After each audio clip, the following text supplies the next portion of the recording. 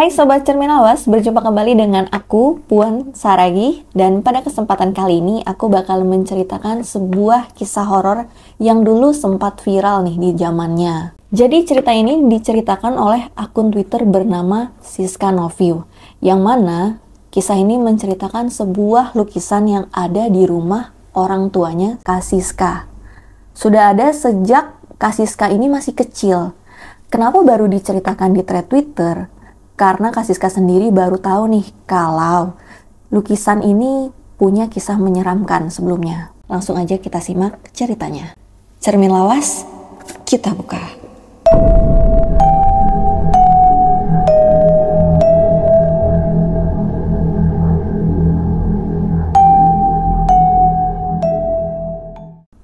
Jadi pada waktu itu, ketika lukisan ini ada di rumah dan Kak Siska itu lagi mudik pada tahun 2023 kemarin, ditanya sama Kak Siska ke maknya ini, lukisan ini sebenarnya lukisan siapa? Karena Kak Siska juga nggak tahu nih siapa orang yang ada dalam lukisan itu. Kemudian ketika ditanya kayak gitu, si mak ini cuma jawab, ini lukisan orangnya sudah meninggal tertabrak kereta dan namanya Amri. Jadi lukisan itu adalah lukisan Amri.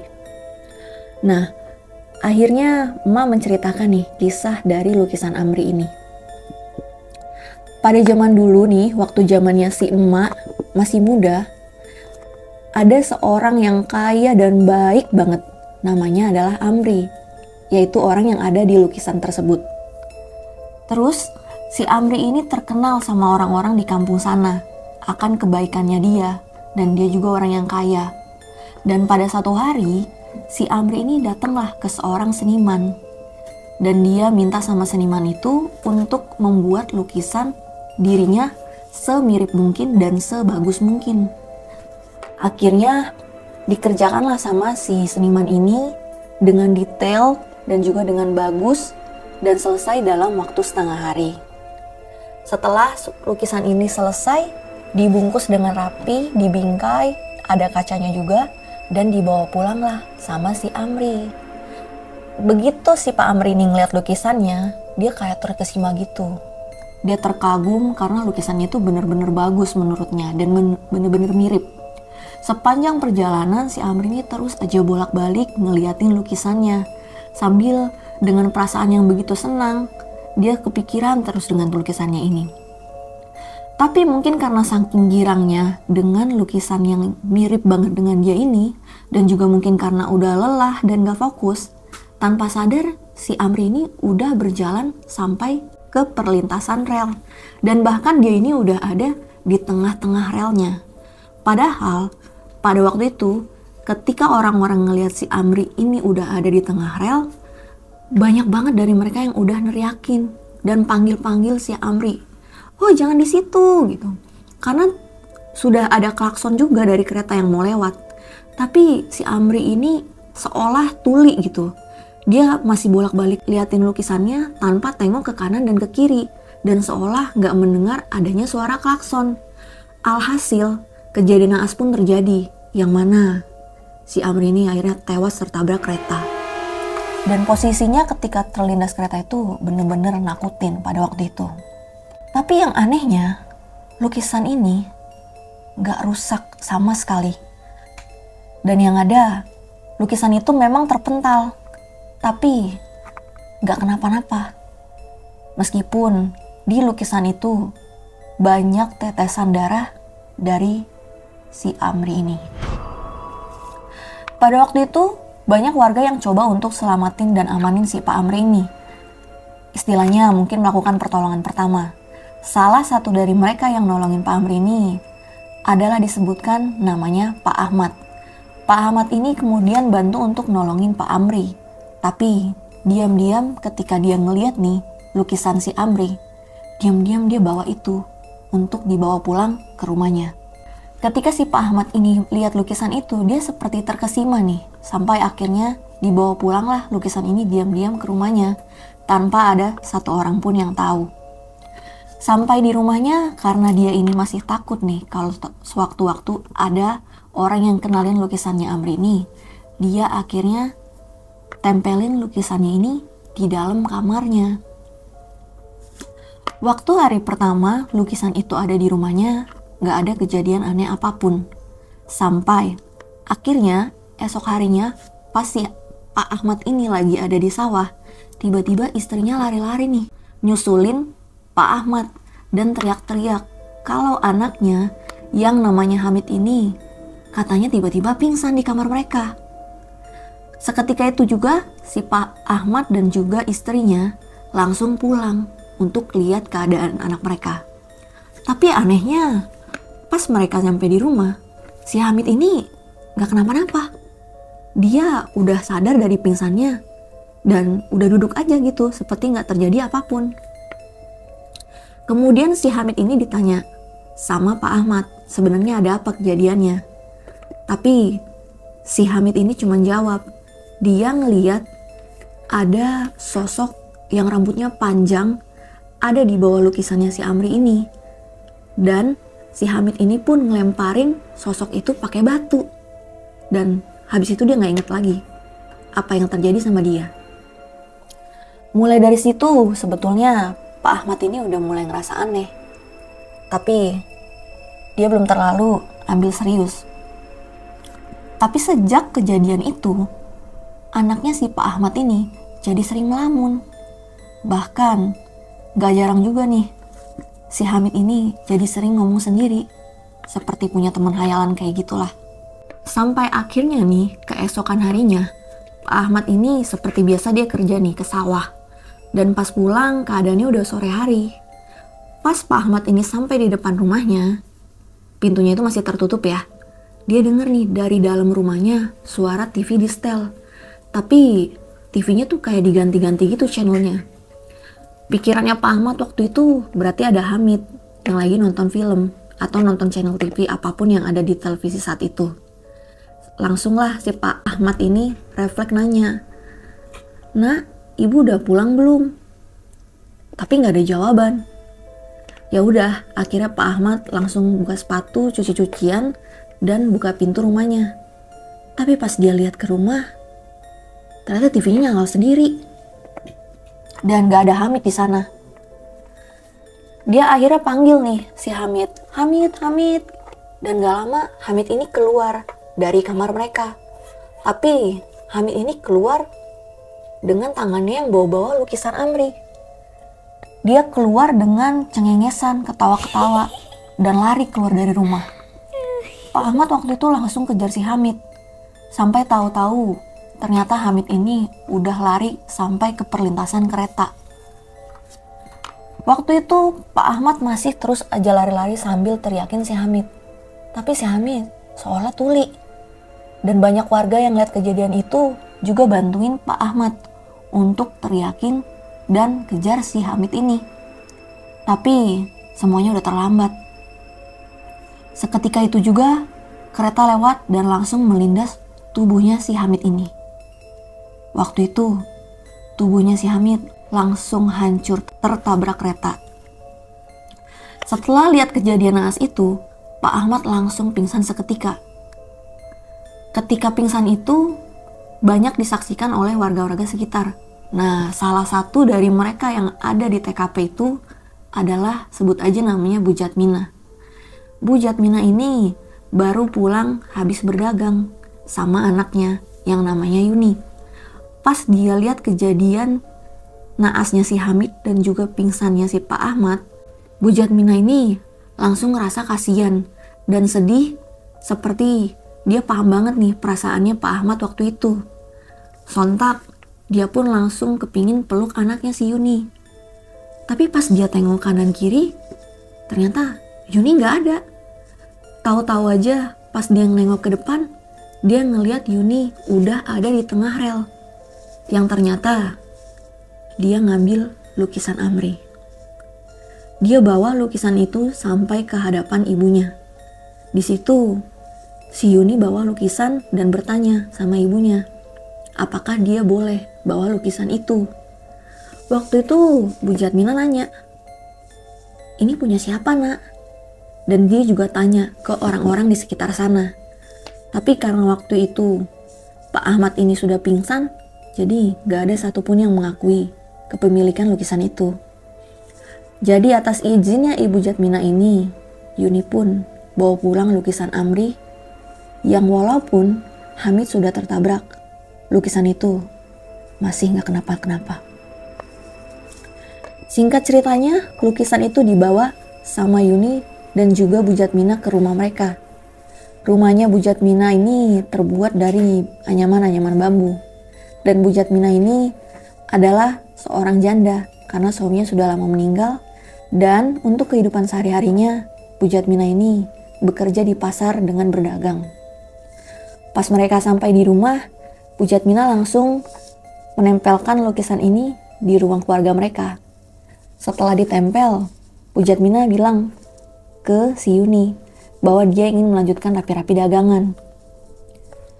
Sejak dari situ, si Yuni memperhatikan aja nih lukisan itu. Dia seolah-olah terkesima banget. Tapi satu waktu pas dia melamun, tiba-tiba mata dari lukisan Amri itu berkedip. Dan sontak, Yuni yang kaget langsung lari dan menghampiri ibunya. Ketika dia bilang ke ibunya bahwa dia ngelihat lukisan Amri ini berkedip, Ibu Jatmina awalnya cuma ketawa aja. Dia pikir anaknya ini cuma caper lah. Sampai akhirnya di malam hari, Yuni ini gak bisa tidur. Dia gelisah. Dan pada akhirnya dia ngerasa kebelet. Waktu itu Yuni sebetulnya udah coba bangunin ibunya. Dia coba goyang-goyangin dan panggil-panggil ibunya. Tapi ibunya gak kebangun sama sekali. Akhirnya Yuni milih untuk ke kamar mandi sendirian sambil bawa lampu kecil yang ada di sudut kamarnya. Tapi pas Yuni mau jalan ke kamar mandi, dia tiba-tiba lihat ada sosok yang berambut panjang duduk di atas kursi rotan. Dan dalam cahaya yang temaram itu, Yuni seketika kaget. Dia teriak dan lari ke kamarnya lagi. Tapi di situ lampu yang dia pegang terjatuh. Dan karena rumahnya Bu Jatmina ini terbuat dari anyaman bambu, dengan cepat api pun melahap rumahnya mereka.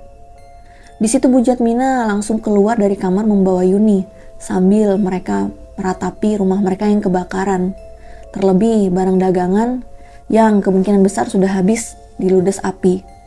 Banyak warga yang membantu untuk mengamankan beberapa barang yang masih bisa diselamatkan. Seperti contohnya beberapa panci dan pastinya lukisan Amri. Ya benar, lukisan Amri masih gak kenapa-napa. Bahkan dia gak terbakar seujung kuku pun. Padahal Bu Jatmina inget banget foto yang dia letakkan di samping lukisan Amri ini sudah terbakar.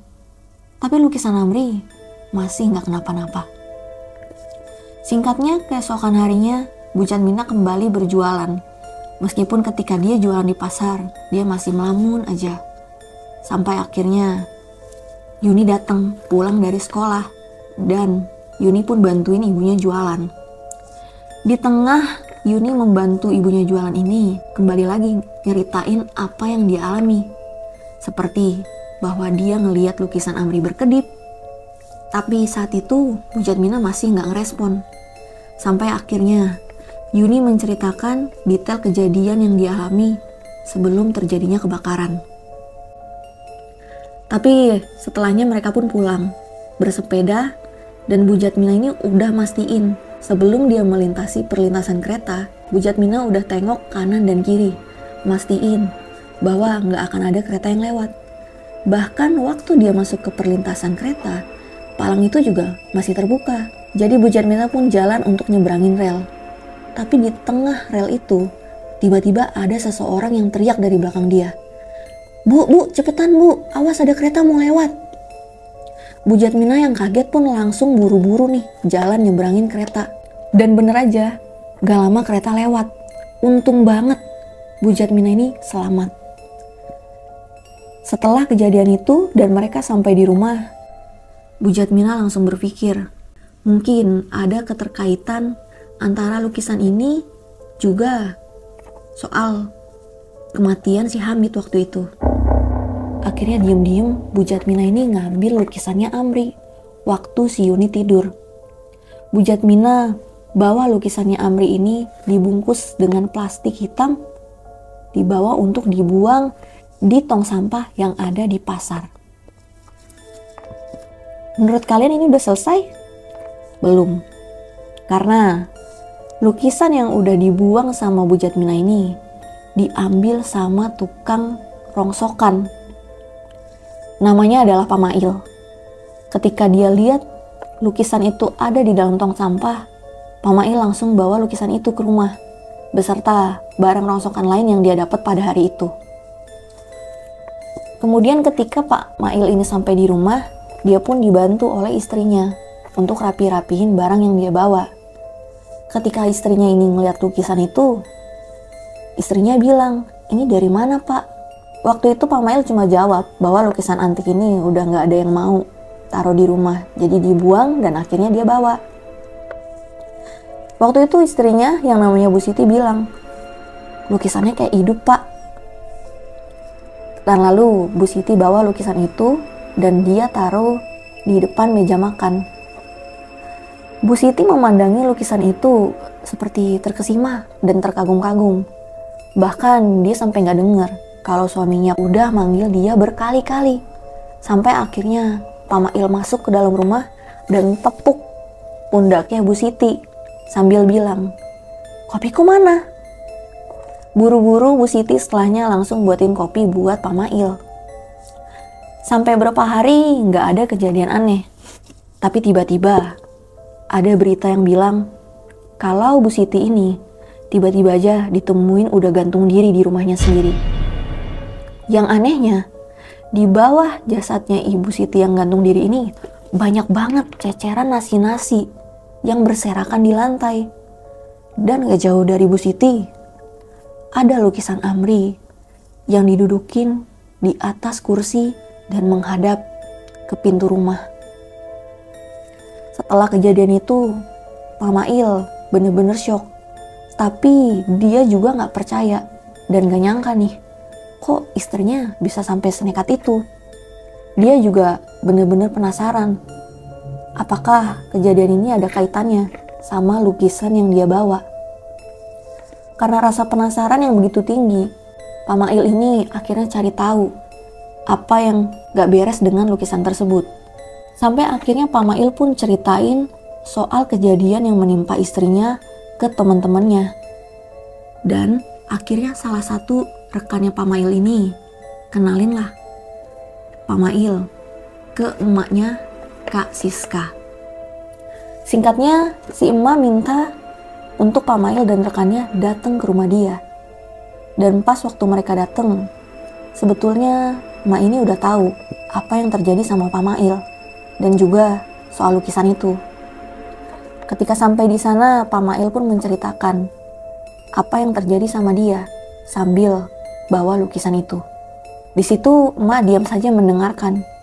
Tapi kemudian emak jawab, "Barang kalau memang ada jarahnya, pasti seperti itu. Kemarin saya lihat dia berwujud ular, sekarang saya ngeliat dia berwujud berbulu." Sontak Pak Mail dan rekannya ini kaget. Apa maksud dari si emak? Baru akhirnya pelan-pelan emak pun ambil lukisan Amri dan pegang bagian belakangnya. Ternyata di bagian belakang lukisan Amri ini ada sebuah lembaran bertuliskan Arab, tapi lembaran itu bergambar naga. Dan emak ini bilang bahwa inilah yang disebut jarah. Jadi siapapun yang melihat lukisan Amri ini, dia akan dibuat terkesima dan terkagum-kagum sampai akhirnya dibuat pikirannya kosong dan terjadilah sial sama orang itu. Dan akhirnya sejak saat itu lukisan Amri ini dipegang sama si emak. Makanya ada di rumah si emak sampai saat ini. Awalnya sebetulnya lukisan itu ditaruh di ruang keluarga. Tapi banyak banget kejadian aneh yang terjadi. Seperti pernah saudara mereka kalau ada yang main ke rumahnya si emak, pasti di depan pintu mereka udah teriak-teriak. Karena mereka bilang dikejar sama sosok gak kasat mata. Dan pernah juga ada sepupu mereka yang masih bayi ketika datang ke rumahnya Kak Siska, dan lihat lukisannya Amri, bayi itu langsung nangis sampai bayi itu pingsan. Dan pas bayi itu udah sadar, matanya selalu nengok ke atas. Karena banyaknya kejadian horor yang terjadi sama orang-orang yang datang ke rumahnya si emak, akhirnya lukisan itu pun dipindahin ke kamarnya si emak dan berhadapan dengan kaca. Dan sampai saat ini, lukisan itu masih ada di sana.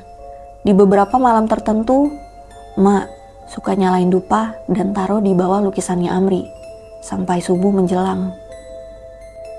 Oke, jadi itu cerita tentang lukisan Amri yang aku dapetin dari akun Twitternya Kak Siska Novio. Oh iya, by the way, aku sebelumnya udah izin sama Kak Siska untuk bawain cerita ini. Dan kalau kalian mau baca langsung ceritanya, aku juga bakal taruh linknya di description box. Kalau kalian punya saran untuk cerita-cerita yang nextnya bakal aku bawain di sini, kalian boleh banget nih untuk komen di kolom komentar ataupun bisa DM langsung ke Instagramnya Cermin Lawas.